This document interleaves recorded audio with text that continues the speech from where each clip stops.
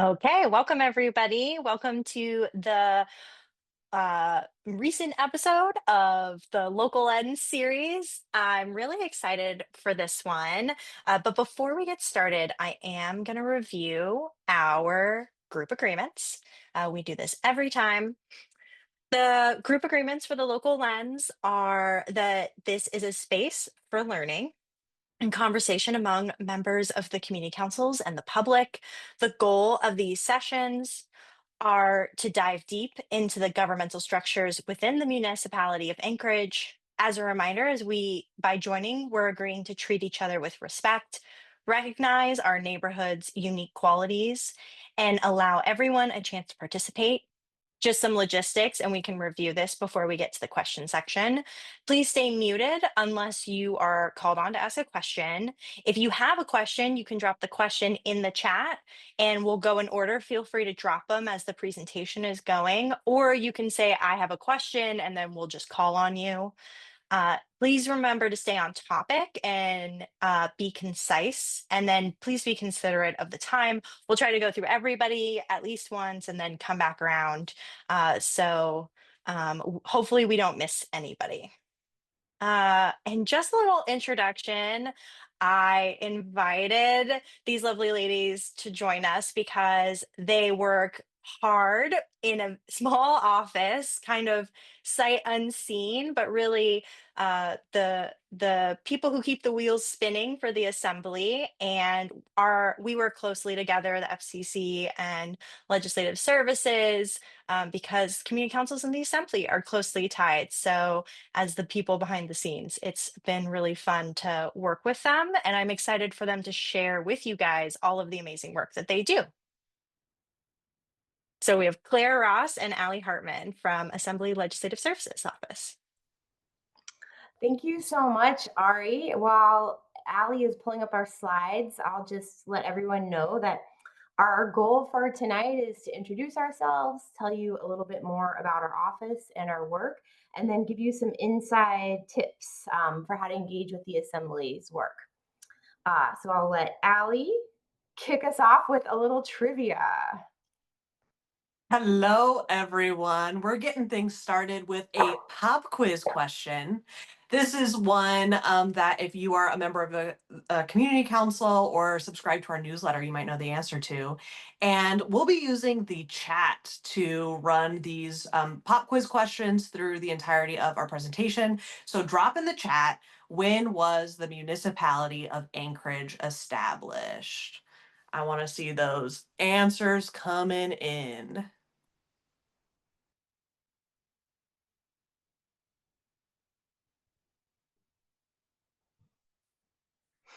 Great.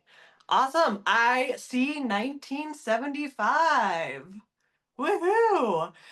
So the first person who entered that question or the correct answer into the chat, I'll be reaching out to you because you'll be receiving 2 tickets to the first Arctic entries of season 16. We are celebrating the municipality's 50th anniversary in 2025, and you'll learn more about our work in legislative services and why we're involved in the celebration. But as a part of today's program, we'll be giving out 2 tickets, pairs of tickets to the Arctic entries on November 18th. You can find more information about the 50th anniversary on our website. That's muni.org/50. But stay tuned because you're going to get some more of it over the course of this prezzo. All right, so we are the Legislative Services Office. Allie, you want to go to the next slide? We've been around. We just celebrated our 4th year anniversary this past weekend, actually. And there was a previous iteration of us before in the 80s and 90s up until 2005 when that office was closed. And then over the more recent years, the assembly workload just got really big. And the clerk's office had taken on a lot of the press releases and that sort of thing. And they felt like they needed an office to support the assembly's communications and workload and project management. So that's how we got started. There's 4 branches in the assembly, and you probably are all familiar with the clerk's office. They run the meetings and the records, and they run elections. And then Assembly Counsel's office has 3 people in there, the Assembly's lawyers, and then the ombudsman. Hopefully you're all aware of them. They could probably give their own local lens one of these days. So let's go to the next slide. We have 3 staff in our office. Uh, I'm Clare Ross, the Legislative Services Director, and I oversee the operations of our office and just make sure we're working with the Assembly and helping them out. And then I also oversee the Assembly's work plan process. And then I'll hand it over to Allie to tell about her role. Hey everyone, my name is Allie Hartman. I'm the Assembly Communications Director. So you can see Claire and I are here on the right side of the picture. As the Communications Director, I support communications on behalf of the entire Assembly body. And then our third full-time team member is Jennifer Veneklausen, who serves as the Legislative and Policy Analyst. You can see her in this photo on the far left. And I really love this picture because this is our team over the summer, which included Martin Carmen, who served as a summer intern there in the middle. And then next to Martin in red is Michaela Wilson, who's been on our team part-time as a constituent relations aide. So this is our full team as we've been formed over the last couple of months. And we'll be back down to the 3 of us here for the winter time. All right, you want to go to the next slide? Our mission is to strengthen the Anchorage Assembly and its work, guided by a commitment to the good of the Anchorage community and the people who live here.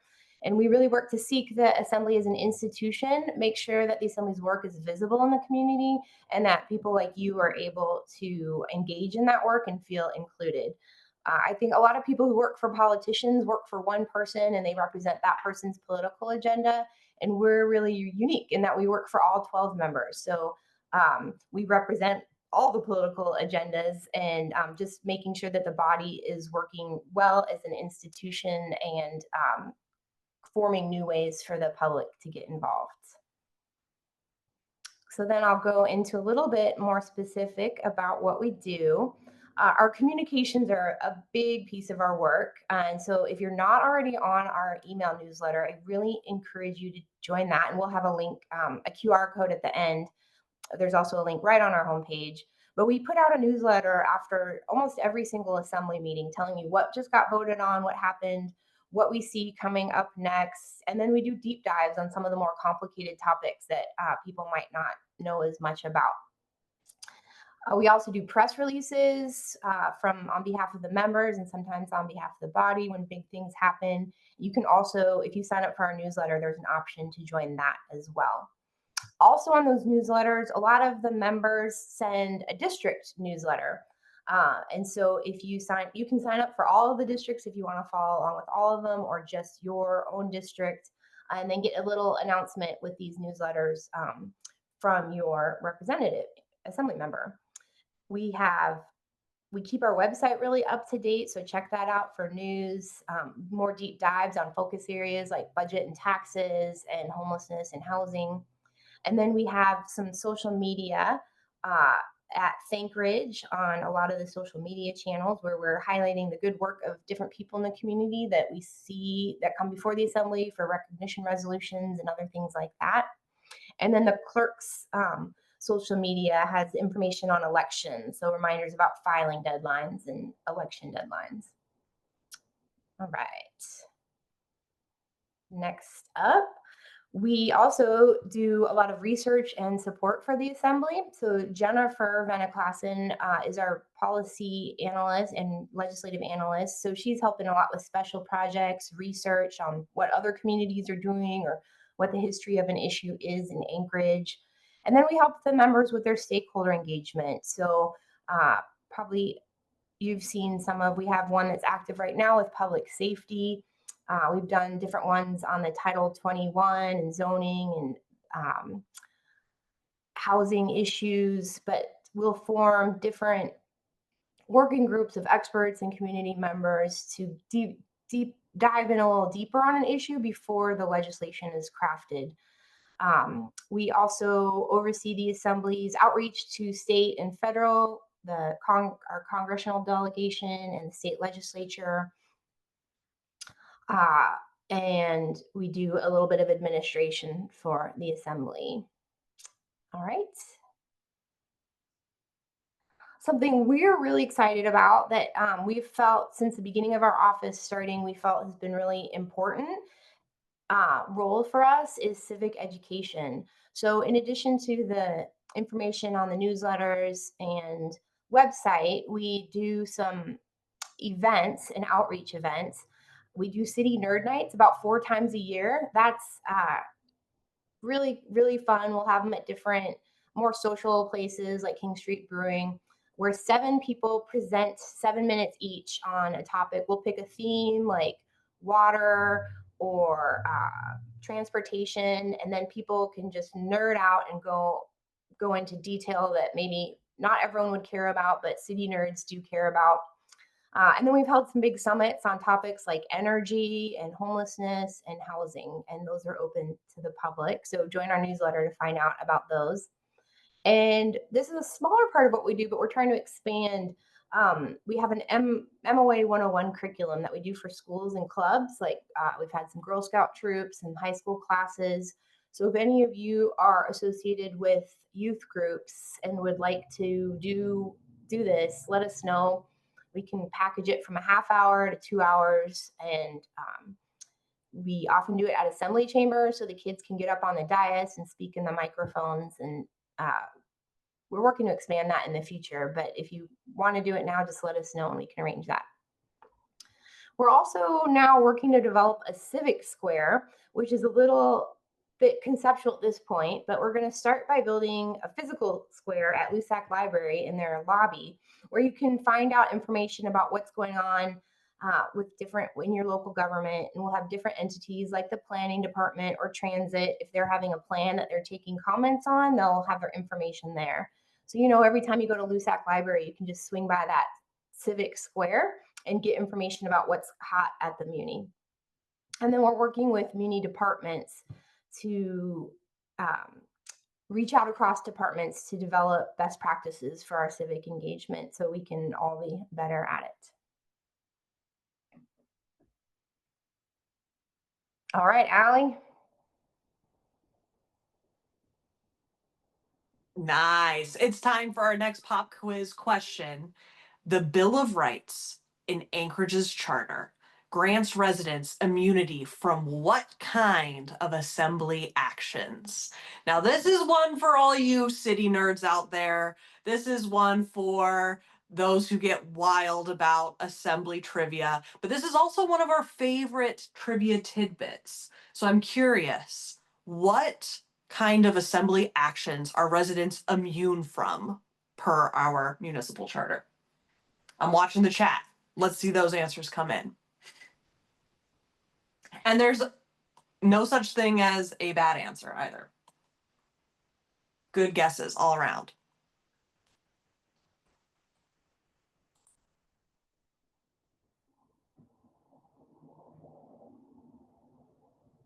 Ooh, I see emergency ordinances. I see actions after midnight. Check this out. The language in the charter is that residents are immune from assembly action taken after midnight. So again, Mike Edgington, way to go with that one. That means that I'll knock down to the next person that answered 1975 correctly. The municipal charter grants the residents immunity. So that means that assembly meetings that are scheduled to end at 11 p.m. can go no later than midnight. And that creates a hard stop for the assembly meetings that, as you'll learn here in the upcoming sections, are quite routine. All right. So I know that I recognize a lot of your names and I know that you are well versed in local government, but I worked for the Muni 15 years and I'm always learning something new. So I thought I would just ground us in some basics about local government. Allie, you want to cue up the next slide? So this is, I'm preaching to the choir here, but this is what I say when I talk to youth groups. Why should you care about your local government? Well, local decisions affect us daily. It's our road plowing, the building codes, making sure our buildings are safe, making sure our public safety responds in time when we need them, and then what hours our libraries are open and the quality of the parks. The other fun thing and why I work in local government is our local leaders are approachable. They're out in the community. You see them at events, the grocery store. They're not some far off person in DC that you can't get a hold of.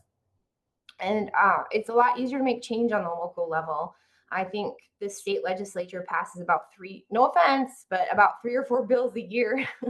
And the assembly is passing stuff every twice a month, year round. So if there's something that you care about and you feel like it's not going right or you want to improve it, bring your idea to an assembly person. And there's a really good chance, if it's a good idea, it will see the light of day in a shorter period of time than if you try to get something passed in Congress. All right, so we've got 3 branches of government. The mayor in Anchorage serves 3-year terms. I don't remember to vote this April. That was left over from a previous presentation. We got a couple more years, so that election is up. The mayor appoints the city manager and other leadership positions. They're responsible for the budget and day-to-day management. And if anyone here is looking for a job, we have great jobs at muni.org/jobs. Then we go over to the assembly, which is the legislative branch of our local government.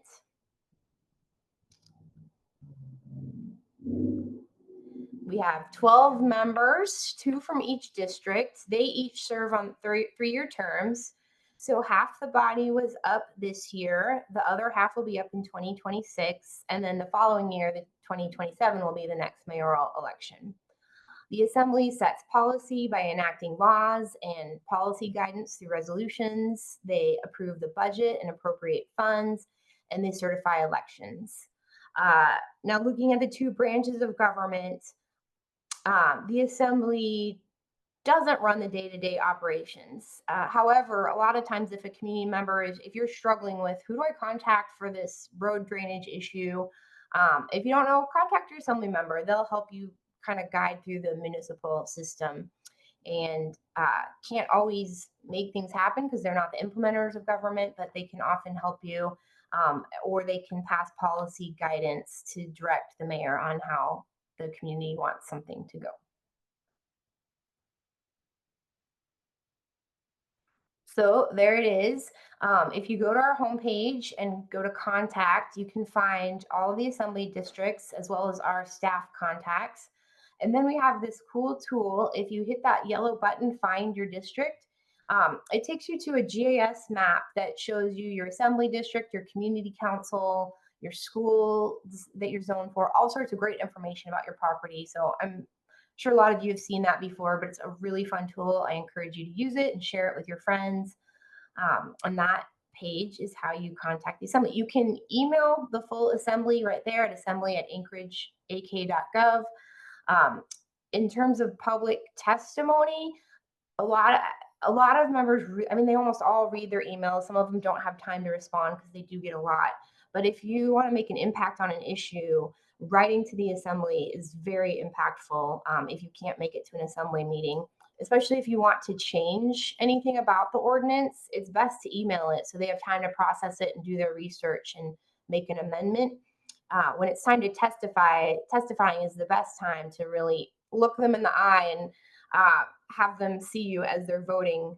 So that's kind of your last chance to persuade them yes or no. But if you want changes, if you like the ordinance, but you just want changes, emailing them is a great way to go. All right, with that, I'll pass it on to Allie, I believe. Wahoo! We've got another trivia question. What does AO stand for? Get to typing. It's kind of a long phrase you got to get in there. All right. Kyle jumped right in there with the right answer. Nice job, Steven. AO stands for Assembly Ordinance. Now, let's talk about what exactly they do with those assembly ordinances, with those AOs. I'd be remiss to not throw in a picture of the body as we have it today. Here we see I believe, 11 of the 12 assembly members. It's pretty hard to get all 12 of them in one place at one time. So I'm quite proud that we managed to get 11 of them here on a beautiful day at the Lusac Library for their official photo. The assembly ordinances are the item of legislation, the piece of legislation that changes municipal code. So here in the municipality of Anchorage, we have our charter, which is our local constitution, our founding document, and Anchorage Municipal Code, which is our local law book.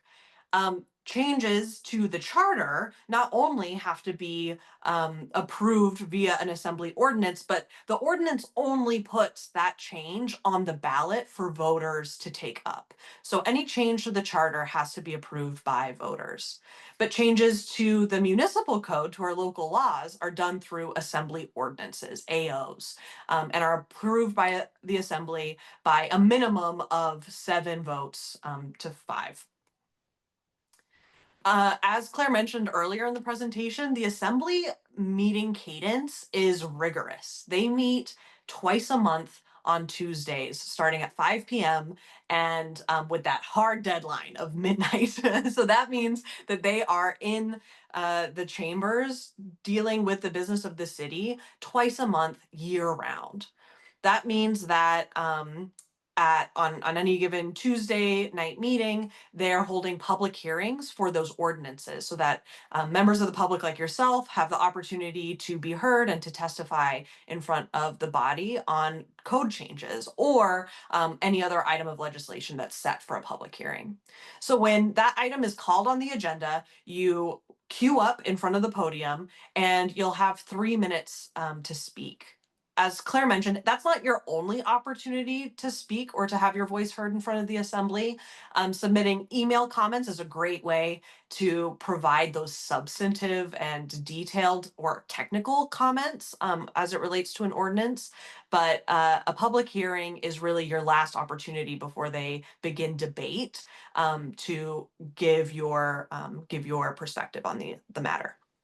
So after the public hearing, then the assembly opens up debate, and that debate can last anywhere between a few comments to an hour. And if it extends beyond an hour, they actually have to vote on extending the duration of the debate. So that hour is really their ceiling, but they can extend it if needed. And after all that is said and done, the assembly members vote on the item, and typically it becomes effective immediately. Due to the Open Meetings Act, members of the Anchorage Assembly have to convene and be on the public record in order to conduct their business if they need to talk to more than 2 other people on the body. So the Open Meetings Act limits the assembly business to only 3 members being able to discuss a matter at a time. And then that's why nearly all of the assembly's business transpires in public meetings. It's live streamed, it's recorded, it's a part of the public record. And it's one of my favorite things about working for the assembly is that they conduct their business in the light of the public eye. Outside of those regular Tuesday night meetings, they hold work sessions. So that's a meeting that's dedicated to a specific topic or piece of legislation. Those work sessions can have presentations and then a Q&A, but it's really about gathering information and not holding a debate, not holding public testimony, and not taking any assembly action while in a work session meeting. In committee meetings, on the other hand, they are more regular and have kind of standing agenda items based on whatever the focus of that committee is. There are 10 committees, and they meet about monthly. Some of them meet more frequently, some of them meet less frequently, and they're a space for community partners and departments to come to the table and be a part of the legislative process. Again, you can see presentations and some discussion around items, but this is also a place where members can maybe take action. So a committee can recommend to the assembly to take one action or the other. But at the very least, it's another opportunity for items to be heard on the public record, and another opportunity for more than three members to be in discussion about the legislation that's come before them.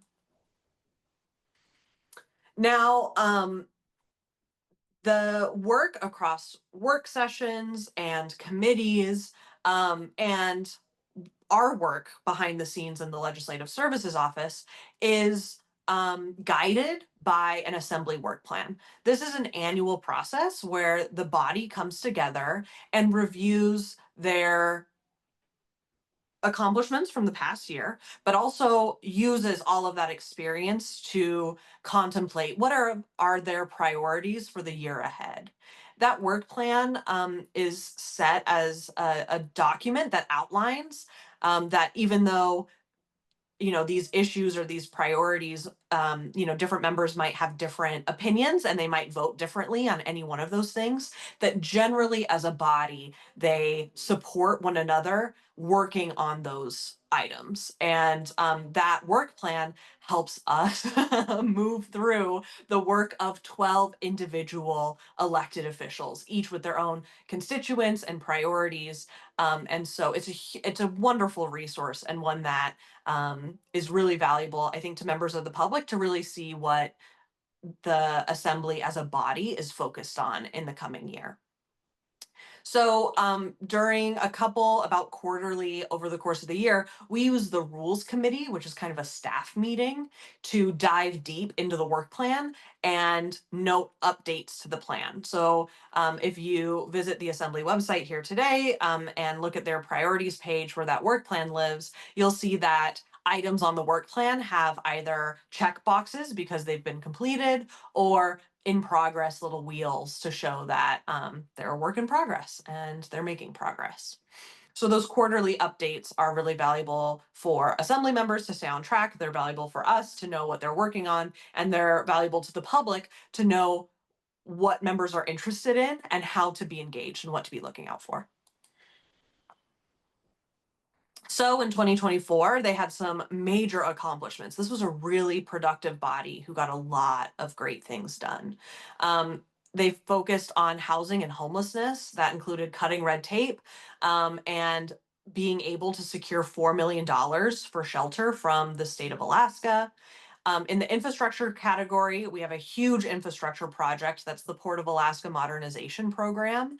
And the Assembly over many years has been diligent about staying tuned into that project and working with the public to make sure that people understand the value of that project, and also that we're working with all of the various stakeholders and entities to make sure that it's fully funded and that it continues to progress. On the public health, safety, and quality of life category, I think that this one really embodies what residents experience moving around a municipality. And so, as a couple of examples in 2024, they operationalized 24/7 operations of the mobile crisis team, which means that this pilot project that was funded at the start through the alcohol tax couldn't sustainably live in the alcohol tax. So they were able to work with the administration and figure out how to fund that for 24/7 operations, which is a huge asset to our community. And then quality municipal services. So that's really looking inward at the municipality. And just one cool example is that in 2024, finally, the municipality opened the doors to online bidding for municipal contracts. Literally until 2024, it was a paper packet. And so that's the kind of important work that happens between branches of government and through the legislative process. Now in 2025, they're focused on very similar priorities, but kind of organized in a different way. Focused on housing action means that they're continuing their work and now working alongside an administration that's very focused on building 10,000 homes in 10 years. In the energy, infrastructure, and transportation category, of course, you see the Port of Alaska Modernization Project, but then also they established a new transportation committee that meets quarterly, and that's emphasizing that relationship between local and state government and the MPO, the planning organization behind our big transportation projects. In the public health, safety, and quality of life category, there is a big focus on public safety. An entire task force is coming together and reimagining what the Public Safety Advisory Commission could look like to make recommendations to the Assembly. And in the good government category, they've worked really hard to make sure that the municipality is resourced in order to be fully staffed. And that was responding to some concerns that were felt in the community over the past couple of years. So, bringing up another fun acronym for you all to digest. What does LOTT stand for? Lot, as some of us like to say.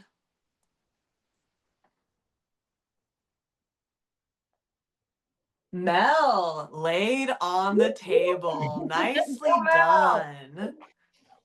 Laid on the table is a term used to describe legislation that comes to that assembly meeting that very day, or in effect, the clerk's office that does all of the tracking of all of the legislative documents needed for that assembly meeting. They set a due date that's the week prior. So if there's anything that's time sensitive, anything that came up just in the weekend before the meeting, that document is considered to be laid on the table. And it takes, for some of those more substantive documents, like pieces of legislation that they would act on that night, the body needs to agree that, yes, this is something that's so time sensitive that we're going to take it up on our agenda today, even though it wasn't publicly noticed along with the agenda and all that good stuff. One really cool improvement that the clerk's office has implemented recently is adding laid on the table items to the meeting agenda the day after the meeting. So when the assembly decides, yep, we're going to lay these items on the table, now there's a really a faster turnaround period for those pieces of legislation to then be publicly accessible through their online agenda. So this is where I think legislative services really shines. If you're not like, wow, this team is so energetic and tuned in and can help translate the assembly's legislative process to the public, now this is really where you're gonna get plugged into our work. The very first thing that I'd recommend to you is to sign up for our assembly newsletter. That is a newsletter that's produced in the days following every assembly meeting. So just before I got on this meeting, I was working on the assembly newsletter for last night's meeting. And it highlights some of the hot topics or priority areas that the assembly is working on, but then it recaps the items of interest that they took up at that previous meeting and forecasts what's ahead. So if you're interested in more closely tracking what the assembly is working on, the newsletter is a great resource to plug into. You can also email your assembly members or the whole assembly. We'll reiterate again that emailing your comments is a great way of articulating your perspective and making sure that it's received by the assembly. Of course, you can also testify during a public hearing on an item. When you testify in person or you sign up for phone testimony, that means that you're a part of the public record. And you can also submit written testimony. So if you're writing an email, that email will be received and it's a part of the public record as a public record in our email inboxes. But if you submit written testimony in that online form, then it's submitted and attached to the item in the legislative record. So I think that that's a fine choice to weigh, depending on how you're approaching an item or a topic. You can decide for yourself whether or not you want that testimony to be a part of the legislative record or the public record, just as a municipal email. Finally, you should start tuning into some committee meetings or work sessions to learn more about a topic. A lot of times, well, the fact of the matter is that when an item comes up on a Tuesday regular meeting, there's been a lot of work leading up to that debate and that final vote. And as I said at the beginning of my section, the assembly conducts that business in the public eye, and it's on the record. And you can go back and watch it, or you can tune in as the process unfolds. Our website, muni.org/assembly, has some amazing resources. The website redesign was one of the first things that we did as part of building the Legislative Services Department. And I'm really proud of our work to help organize and direct the public to the resources that they need. So next I'm going to show you all a little tour of the website. Come along with me, friends. The resources that I'll first highlight are conveniently located under the Resources tab. This first one is the Public Portal to Assembly Documents. In a feat of municipal technology, the IT department and the municipal clerk's office maintain this public portal to assembly documents. The portal is a search where you can enter in a keyword. If you're now that you all know what an assembly ordinance is, you're able to select from a drop down that isn't appearing as I share my screen right now. Under the document type, you can select assembly ordinance, or you can select other types of legislation to help hone in your search. The public portal holds all the public records, all of the legislative records for the assembly going back all the way to 1975.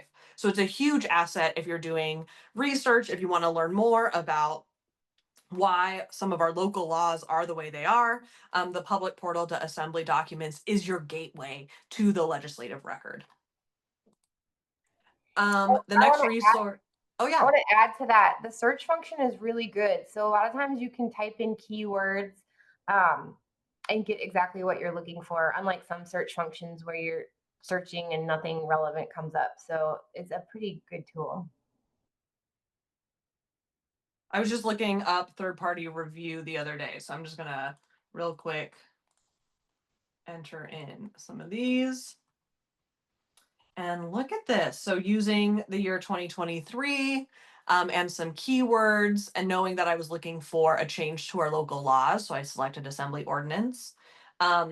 It searches the legislative title as well as the body of the legislation, and you end up with a timeline. They're in sequential order, and as you click on the legislation, it pulls right up, which is so handy. The other thing that I'll show just as we're doing a deeper dive into the portal is that I did that pretty quickly, so I'm going to stop for a second and show you all. So here's an ordinance, and I'm like, oh, look at this. They amended it, right? This is a piece of finalized legislation as amended. So I can use this details link that opens a new window, and it shows me, it shows me who submitted it. It also shows me when it was introduced, and look at this, laid on the table. Wow. In December, and gives you some background when the public hearing was closed, when that motion to approve came to the floor, and then it was carried over and continued and amended and approved, so on and so forth. So this is a really valuable resource and one that I hope you explore. So the next resource is the online municipal code. I mentioned our municipal code is our local law book, and it's maintained online in MuniCode.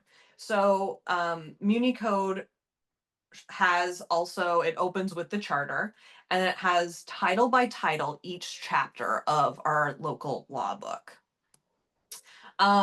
this is the way that any member of the public can look at what our local laws are. And the caveat that I'll give you, since you're tuned into this presentation, is that it does take some time for the assembly's action to then be reflected in the online Muni code. That timeline is months. It can take, 2 to 3 months to see those updates come through. And so it's important to have that in mind. Generally, I would say like 98% of Muni code is totally accurate. And then they do have a section that shows what, hang on, let me find it really fast. They have a whole section dedicated to the ordinances that have not yet been incorporated. Oh, now that I'm here looking for it, it's not going to come to me very quickly, huh? But it is a section here on the sidebar where you can look at what ordinances have been adopted but not yet incorporated into the municipal code. Super handy.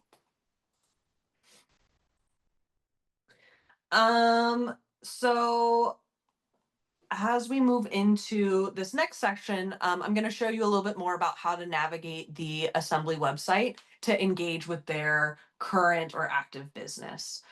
So there's a hot topic section, and this is a revolving door of buttons for you to explore what the Assembly is working on right now. I mentioned the 50th, that public safety task force, budget and taxes. It's budget season, so that's there at the top. Under the news section, you'll see their press releases and targeted messages. So we were highlighting today's local lens. Thank you all for coming. And then you'll also find their upcoming business. And this feed pulls in their upcoming meetings. Finally, at the bottom here, you'll see a few calls to action. We've prepared a guide to testimony that can be really helpful if you're looking to testify in front of the assembly for the first time. We also have pages dedicated to their committees and to their work sessions where you can find all the documents for those meetings. And then finally, here is a link to subscribe to our newsletter and opt into other email updates as you are so interested. So that's going to take me through the last few slides here. And so as we move on to our final section, this is an opportunity to subscribe to the Assembly newsletter. We'll have some emails headed to your inbox here before the end of the week.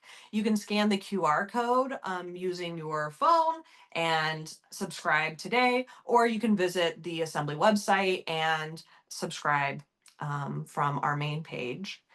The website is a fantastic resource. There's a lot of amazing information and background. And so I hope that you all take some time in the next few days to explore that as well.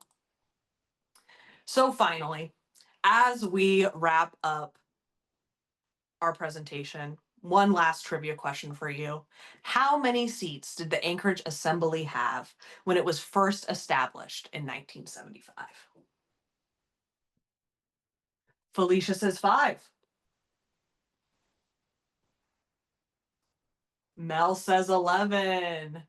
Mel, well done. The answer is 11. As we know them today, the assembly has 12 seats, and that's 2 for each of the 6 assembly districts in the municipality.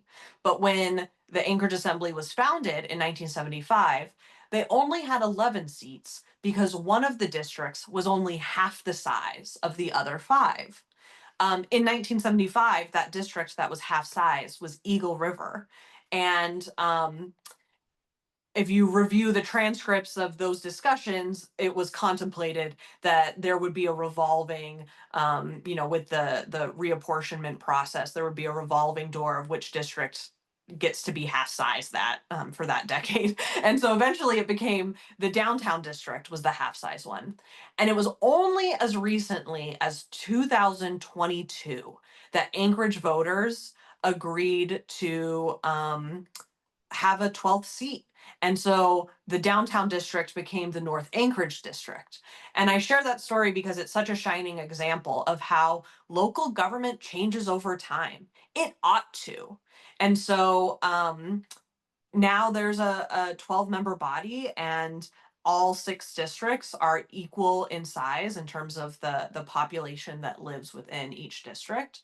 And in 50 years, we've come a long way. There are still many decisions to be made about who we are as a community and what local government looks like. And by being here today, you all are better equipped to be a part of those discussions. And I can't wait to see your voice on the public record. Thank you. Thanks, guys. Claire, do you have anything else you want to add before we jump into questions? No, but hopefully you give us some good questions. Thank you. Yeah. Okay, everybody. If you have a question, you can either put the question in the chat and I'll read it for you, or you can say, I have a question and we can call on you. Thank you guys so much for that presentation. It was really wonderful. I think I learned a lot. I hope the rest of you did too. I will kick us off with a question. How is legislative services different than the clerk? I know you guys work closely Mm, together, but you're different. mhm. Are you able to kind of summarize how that's different? Yeah, I think the biggest difference is the clerk's office really strive, not just strives, they are very politically neutral, because they're in charge of the elections. They don't want to be seen as taking a stand on any of these issues. They're here to process the agenda, put out the agendas, process the documents, do the business licenses. And when there wasn't a legislative services office and they were putting out press releases, it felt like stretching their not getting involved in the politics of it. And our office, we are also nonpartisan and we don't get involved in politics, but we'll send out a press release on behalf of a member, and the member can be more political. And so this just puts a little separation between the elections and making sure the meetings are run by a very neutral party, and lets members still speak out about what they're working on and make sponsor statements and deliver that through us. Got All of us in the code have a section in the code that we're not allowed to get involved in municipal elections, which is such a beauty that when people come knocking on our door asking for money, we can say, oh, sorry, we're not allowed to do that. it. Yeah, that was like a recent update, right? Or there was I think it got finagled recently. Um, Great. Thank you. Thank you. Does anybody oh, Mike has a question. Mike, would you like to ask your question? Yes. First of all, the similarity between assembly members and gremlins is worth noting. You can't feed them or they can't act after midnight. Yeah, my question was about when there is legislation coming in. Obviously, it gets introduced, and there's a well-defined process for how it gets managed once it's been introduced.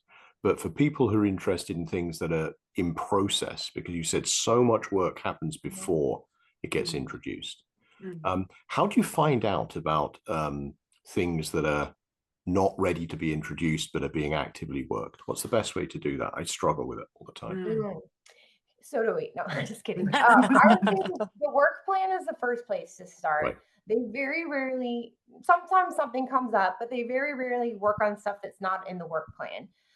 So you can keep an eye on the work plan to see what things are going to come up throughout the year. They don't always get to everything, so sometimes they move stuff to the next year. So that's the first place to start.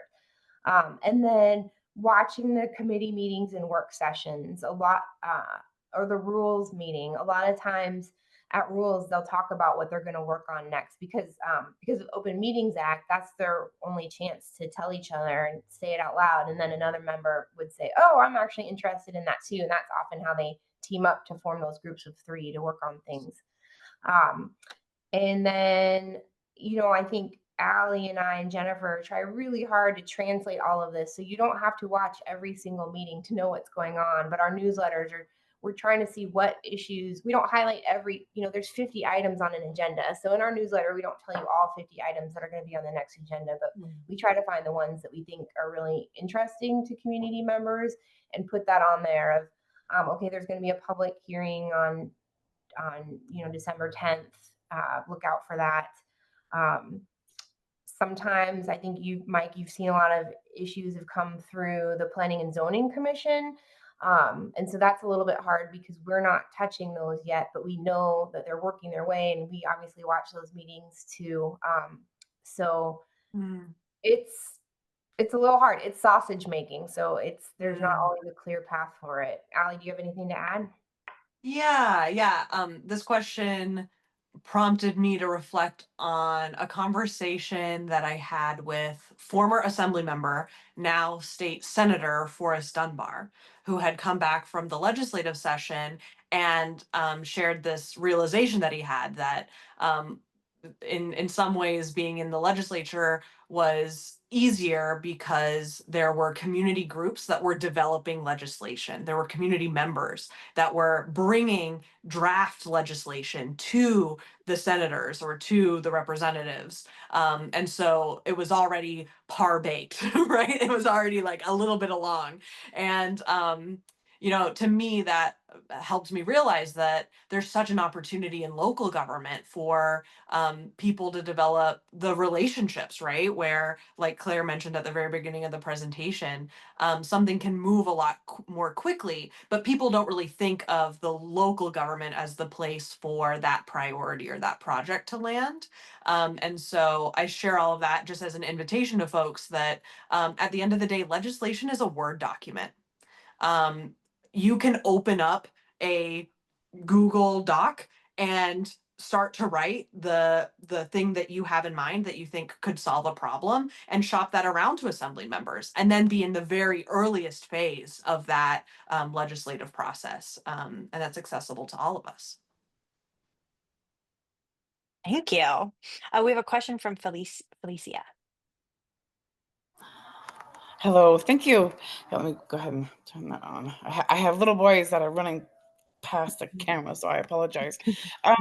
So I actually, I'm coming new to all of this. I'm 46, and I've had some history, and that's kind of in some healing and things that I had going on, and now I really, at the age that I am, I'm really wanting to get in there and figure out where these laws are and where everybody is meeting and doing. So what piece of advice for people like this, whether they're just coming out of high school or somebody who's late in life, saying, oh, you know what, I my voice means something, and how do I use that voice? Allie, you want to take a stab at it first? Or you want I me would to? love to. First of all, you're in the right place. Welcome. Thank you so much for tuning in tonight. I think there's a huge benefit to being open to learning and just plugging yourself in or seeking out opportunities to learn more about local government. I think you'll find very quickly that one person can make a big difference in Anchorage, in the state of Alaska. And so any amount of energy that you have to learn more about government and to tune in, I think is a huge asset and value add to the entire community. So first of all, kudos to you, you're here.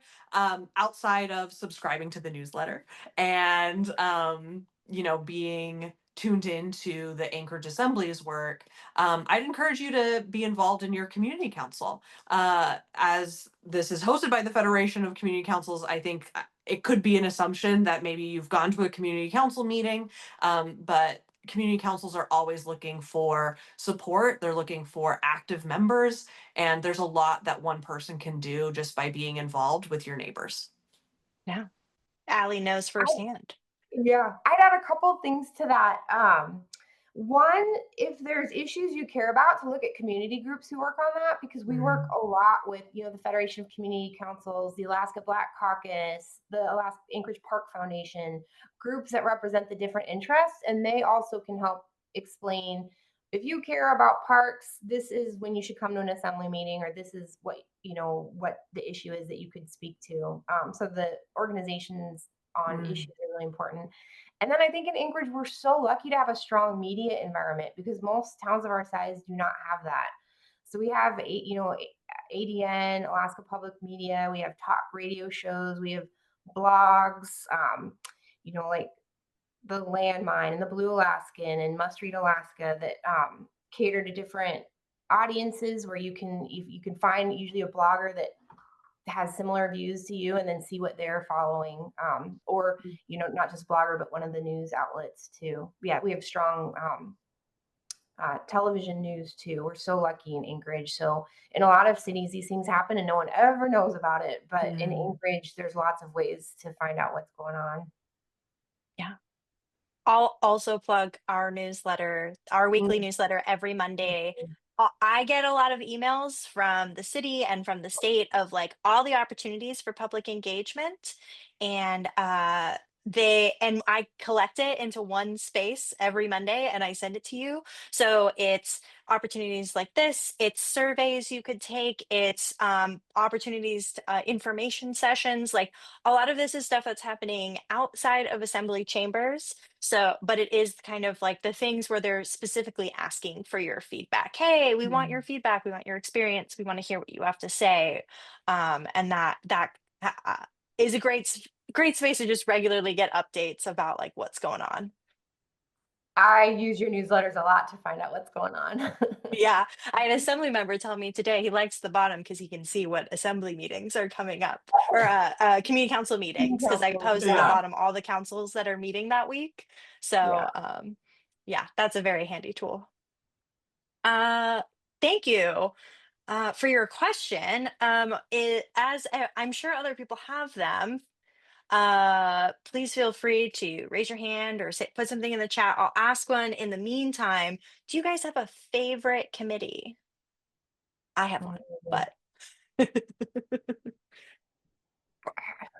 Okay, I think I'll say what I like: community and economic development, because the chairs of that meeting get a lot of community groups to come in and present on what they're working on, so you can really learn about different things going on in the community. Mm. nice.